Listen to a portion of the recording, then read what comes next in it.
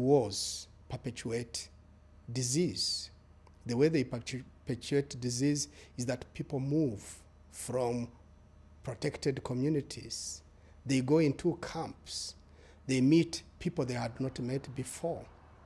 They live in crowded places which are conducive to disease transmission. And because they are not in closely knit traditional societies, the rules of behavior change. What happened in South Africa is that the Europeans came in and they found gold and they found diamonds and they found themselves in a sea of people who could work those mines.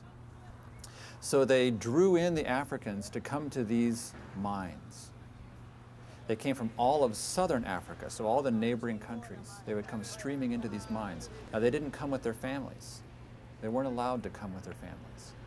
So the men would come alone, and prostitutes would come and have sex with these men. They would make a very good living having sex with these men in these very high concentration areas. And then the men would travel back home to their families and have sex there and transmit HIV. So this is a migration that you're seeing around diamonds and around gold in South Africa. As a colleague of mine put it, AIDS travels through the flaws in a society like water through cracks in ice.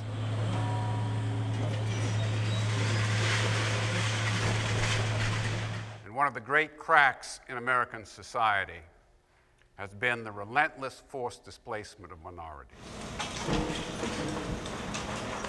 They called it urban renewal after World War II. They called it planned shrinkage in the 1970s.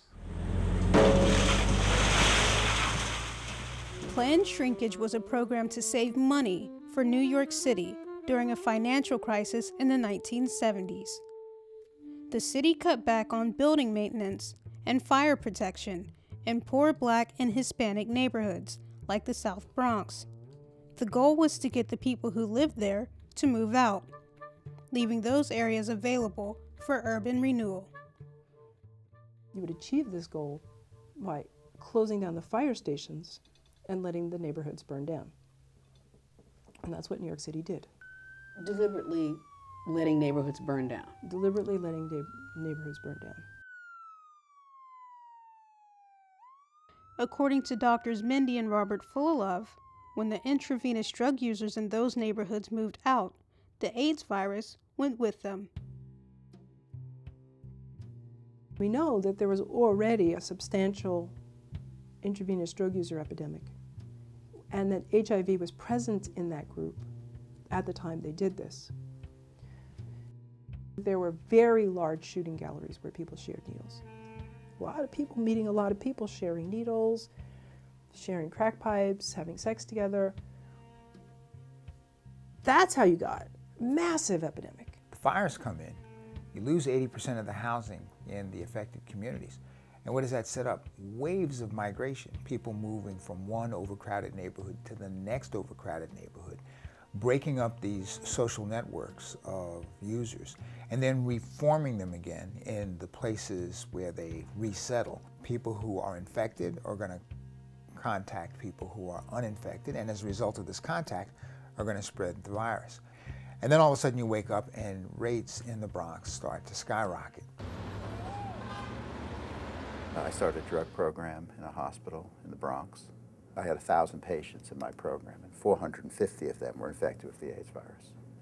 An infectious disease epidemic, in fact, is actually in our midst, and it's just now beginning to make itself apparent.